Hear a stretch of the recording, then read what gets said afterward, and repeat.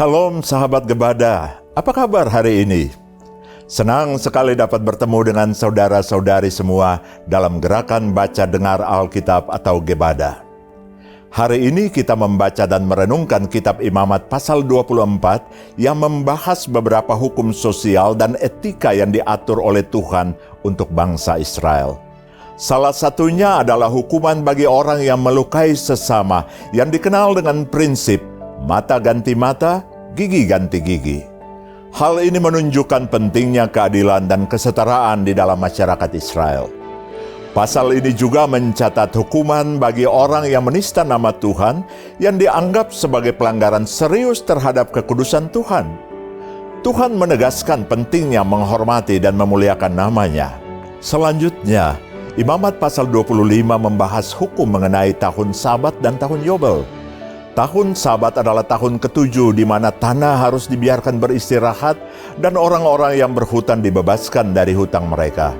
Ini menunjukkan kepedulian Tuhan terhadap kesejahteraan sosial dan ekonomi masyarakat, serta pengingat bahwa segala sesuatu berasal dari Tuhan dan harus dikembalikan kepadanya.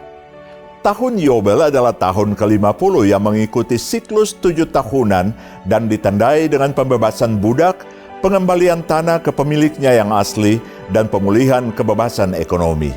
Ini menunjukkan kasih dan keadilan Tuhan yang tidak hanya memperhatikan kebutuhan materi, tetapi juga kebutuhan spiritual dan sosial manusia. Tahun Sabat dan tahun Yobel ini digenapi karena Yesus. Yesus telah menjadi tahun Sabat dan tahun Yobel kita. Keduanya, Imamat pasal 24 dan 25, memberikan landasan etis dan sosial bagi masyarakat Israel yang diatur oleh hukum-hukum Tuhan, menekankan pentingnya keadilan, penghormatan terhadap Tuhan, solidaritas sosial, dan pemulihan ekonomi yang adil. Selain itu, mereka juga mengingatkan umat tentang ketergantungan mereka kepada Tuhan sebagai pemilik segalanya dan panggilan mereka untuk hidup dalam kekudusan dan ketaatan.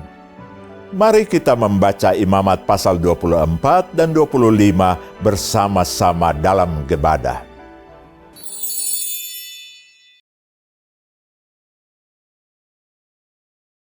Tuhan berfirman kepada Musa, "Perintahkanlah kepada orang Israel, supaya mereka membawa kepadamu minyak zaitun tumbuk yang tulen untuk lampu, supaya lampu dapat dipasang dan tetap menyala. Harun harus tetap mengatur lampu-lampu itu di depan tabir yang menutupi tabut hukum di dalam kemah pertemuan, dari petang sampai pagi di hadapan Tuhan.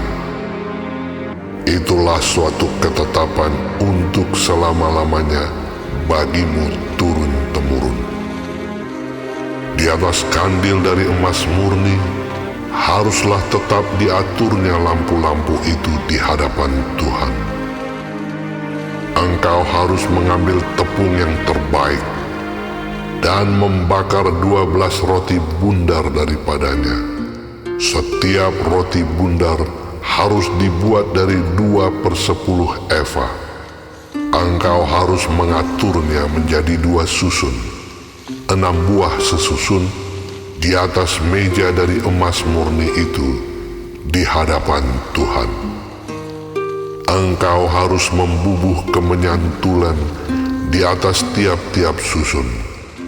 Kemenyan itulah yang harus menjadi bagian ingat-ingatan roti itu, yakni suatu korban api-apian bagi Tuhan.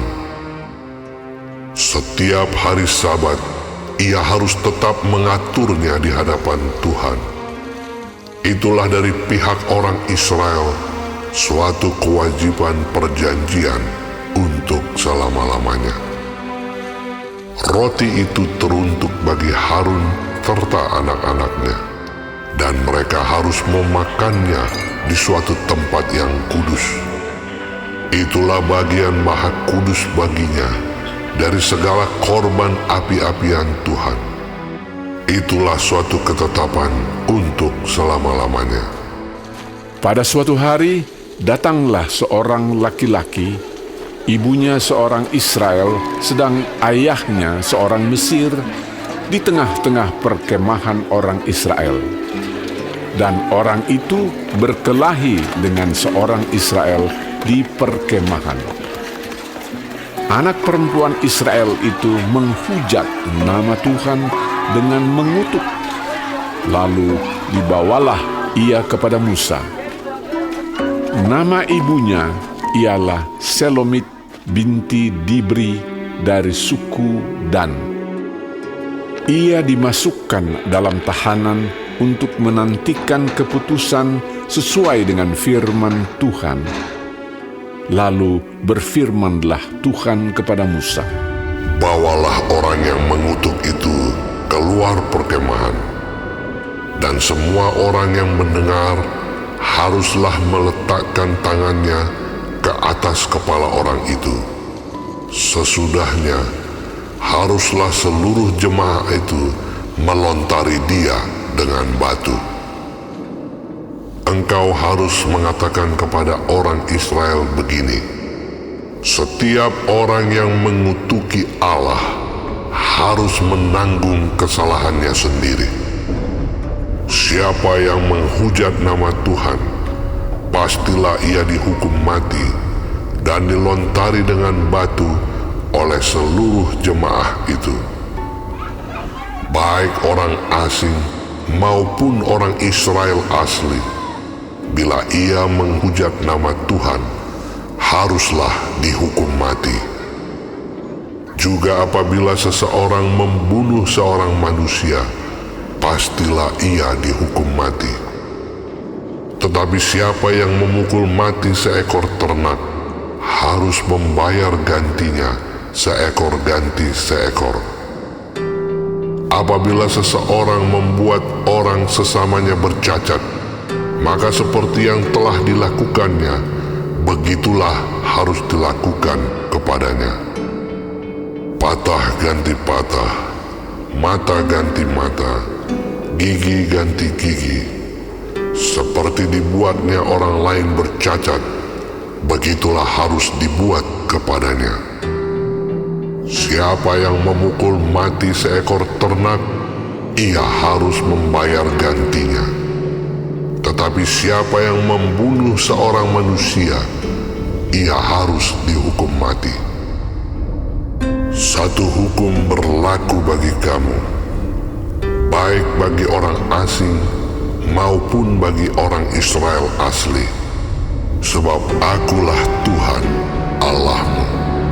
Demikianlah Musa menyampaikan firman itu kepada orang Israel. Lalu dibawalah orang yang mengutuk itu keluar perkemahan, dan dilontarilah dia dengan batu. Maka orang Israel melakukan seperti yang diperintahkan Tuhan kepada Musa. Tuhan berfirman kepada Musa di Gunung Sinai, Berbicaralah kepada orang Israel dan katakan kepada mereka, apabila kamu telah masuk ke negeri yang akan kuberikan kepadamu, maka tanah itu harus mendapat perhentian sebagai sabat bagi Tuhan. 6 tahun lamanya engkau harus menaburi ladangmu, dan 6 tahun lamanya engkau harus merantingi kebun anggurmu dan mengumpulkan hasil tanah itu. Tetapi pada tahun yang ke-7, haruslah ada bagi tanah itu suatu sabat, masa perhentian penuh, suatu sabat bagi Tuhan. Ladangmu janganlah kau taburi, dan kebun anggurmu janganlah kau rantingi. Dan apa yang tumbuh sendiri dari penuaianmu itu, janganlah kau tuai. Dan buah anggur dari pokok anggurmu yang tidak dirantingi, janganlah kau petik. Tahun itu harus menjadi tahun perhentian penuh bagi tanah itu. Hasil tanah selama sabat itu haruslah menjadi makanan bagimu. yakni bagimu sendiri, bagi budakmu laki-laki, bagi budakmu perempuan, bagi orang upahan, dan bagi orang asing di antaramu yang semuanya tinggal padamu. Juga bagi ternakmu dan bagi binatang liar yang ada di tanahmu. Segala hasil tanah itu menjadi makanannya. Selanjutnya engkau harus menghitung 7 tahun Sabat, yakni 7 kali 7 tahun, sehingga masa 7 tahun Sabat itu sama dengan 49 tahun. Lalu engkau harus memperdengarkan bunyi sangkakala di mana-mana dalam bulan yang ke-7 pada tanggal 10 bulan itu. Pada hari raya pendamaian, kamu harus memperdengarkan bunyi sangkakala itu di mana-mana di seluruh negerimu. Kamu harus menguduskan tahun yang ke-50 dan memaklumkan kebebasan di negeri itu bagi segenap penduduknya. Itu harus menjadi tahun Yobel bagimu, dan kamu harus masing-masing pulang ke tanah miliknya dan kepada kaumnya. Tahun yang ke-50 itu harus menjadi tahun Yobel bagimu. Jangan kamu menabur, dan apa yang tumbuh sendiri dalam tahun itu jangan kamu tuai, dan pokok anggur yang tidak dirantingi jangan kamu petik buahnya. Karena tahun itu adalah tahun Yobel, haruslah itu kudus bagimu. Hasil tahun itu yang hendak kamu makan harus diambil dari ladang. Dalam tahun Yobel itu, kamu harus masing-masing pulang ke tanah miliknya. Apabila kamu menjual sesuatu kepada sesamamu atau membeli daripadanya, janganlah kamu merugikan satu sama lain. Apabila engkau membeli dari sesamamu, haruslah menurut jumlah tahun sesudah tahun Yobel, dan apabila ia menjual kepadamu, haruslah menurut jumlah tahun panen. Makin besar jumlah tahun itu, makin besarlah pembeliannya, dan makin kecil jumlah tahun itu, makin kecillah pembeliannya. Karena jumlah panenlah yang dijualnya kepadamu. Janganlah kamu merugikan satu sama lain, tetapi engkau harus takut akan Allahmu, sebab Akulah Tuhan Allahmu. Demikianlah kamu harus melakukan ketetapanku dan tetap berpegang pada peraturanku serta melakukannya. Maka kamu akan diam di tanahmu dengan aman tentram. Tanah itu akan memberi hasilnya, dan kamu akan makan sampai kenyang dan diam di sana dengan aman tentram. Apabila kamu bertanya, apakah yang akan kami makan dalam tahun yang ke-7 itu? Bukankah kami tidak boleh menabur dan tidak boleh mengumpulkan hasil tanah kami? Maka aku akan memerintahkan berkat-Ku kepadamu dalam tahun yang ke-6, supaya diberinya hasil untuk 3 tahun. Dalam tahun yang ke-8, kamu akan menabur, tetapi kamu akan makan dari hasil yang lama sampai kepada tahun yang ke-9. Sampai masuk hasilnya, kamu akan memakan yang lama.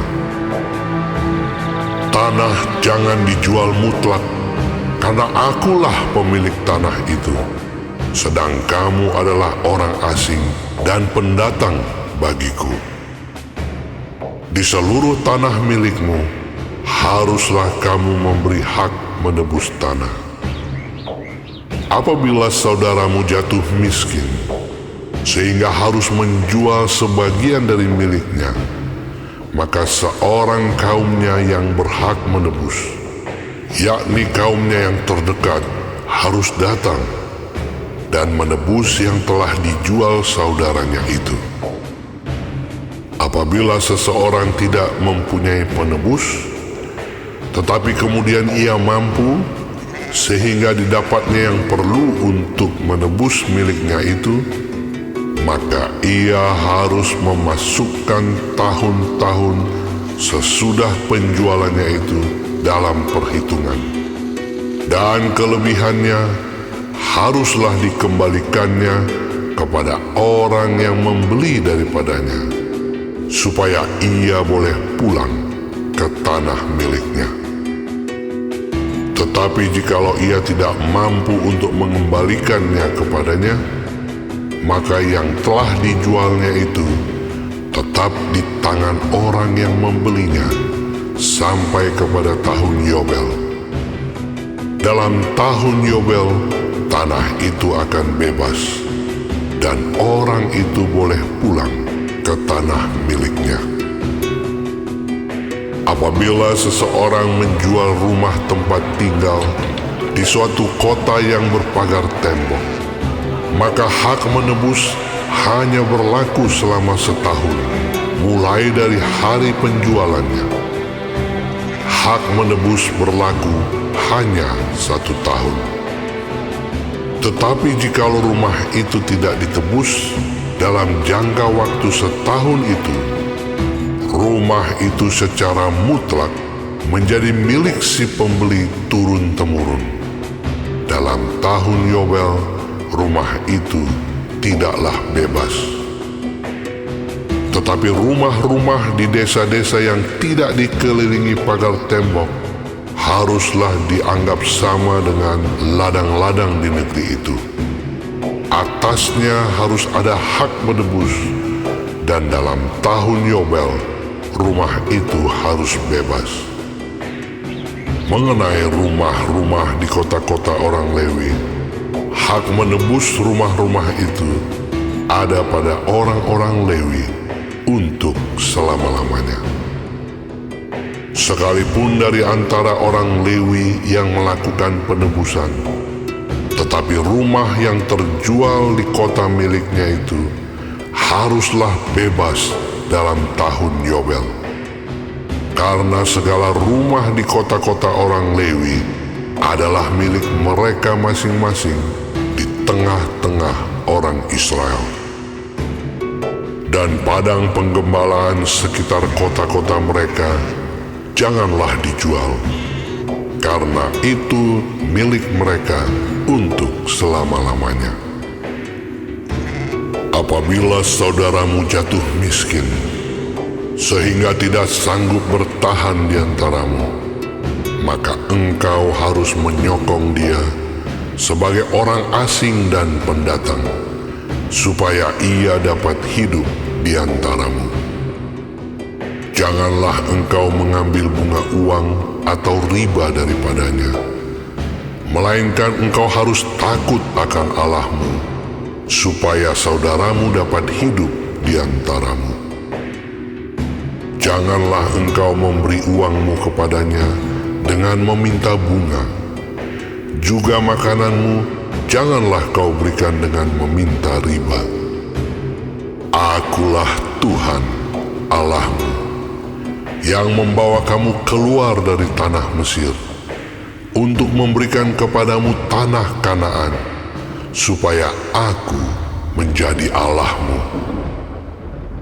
Apabila saudaramu jatuh miskin di antaramu, sehingga menyerahkan dirinya kepadamu, maka janganlah memperbudak dia. Sebagai orang upahan dan sebagai pendatang, ia harus tinggal di antaramu. Sampai kepada tahun Yobel, ia harus bekerja padamu. Kemudian ia harus diizinkan keluar daripadamu. ia bersama-sama anak-anaknya, lalu pulang kembali kepada kaumnya, dan ia boleh pulang ke tanah milik nenek moyangnya.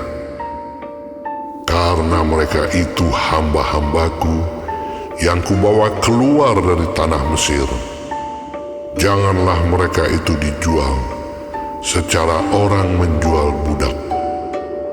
Janganlah engkau memerintah dia dengan kejam, melainkan engkau harus takut akan Allahmu. Tetapi budakmu laki-laki atau perempuan yang boleh kau miliki adalah dari antara bangsa-bangsa yang di sekelilingmu. Hanya dari antara merekalah kamu boleh membeli budak laki-laki dan perempuan.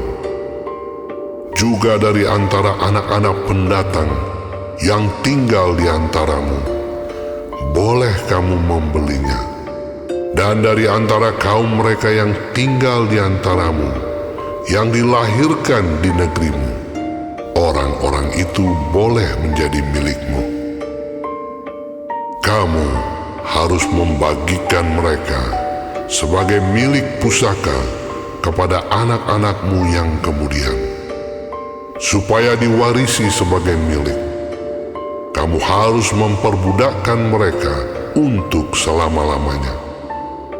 Tetapi atas saudara-saudaramu, orang-orang Israel, janganlah memerintah dengan kejam yang satu sama yang lain. Apabila seorang asing atau seorang pendatang di antaramu telah menjadi mampu, sedangkan saudaramu yang tinggal padanya jatuh miskin, sehingga menyerahkan dirinya kepada orang asing atau pendatang yang di antaramu itu, atau kepada seorang yang berasal dari kaum orang asing, maka sesudah ia menyerahkan dirinya, ia berhak ditebus, yakni seorang dari antara saudara-saudaranya boleh menebus dia, atau saudara ayahnya, atau anak laki-laki saudara ayahnya, atau seorang kerabatnya yang terdekat dari kaumnya, atau kalau ia telah mampu, ia sendiri berhak menebus dirinya. Bersama-sama dengan si pembelinya, ia harus membuat perhitungan, mulai dari tahun ia menyerahkan dirinya kepada orang itu sampai kepada tahun Yobel, dan harga penjualan dirinya haruslah ditentukan menurut jumlah tahun-tahun itu. Masa ia tinggal pada orang itu haruslah dihitung seperti masa kerja orang upahan. Jikalau jumlah tahun itu masih besar, maka dari harga pembeliannya harus dikembalikan sebagai penebus dirinya menurut jumlah tahun itu. Jika waktu yang masih tinggal sampai kepada tahun Yobel sedikit lagi saja, maka ia harus membuat perhitungan dengan orang itu. Menurut jumlah tahun itulah ia harus membayar uang tebusan dirinya. Demikianlah ia harus tinggal padanya sebagai orang upahan dari tahun ke tahun. Janganlah ia diperintah dengan kejam oleh orang itu di depan matamu. Tetapi jikalau ia tidak ditebus dengan cara demikian, maka ia harus diizinkan keluar dalam tahun Yobel, ia bersama-sama anak-anaknya. Karena padakulah orang Israel menjadi hamba. Mereka itu adalah hamba-hambaku yang kubawa keluar dari tanah Mesir. Akulah Tuhan Allahmu.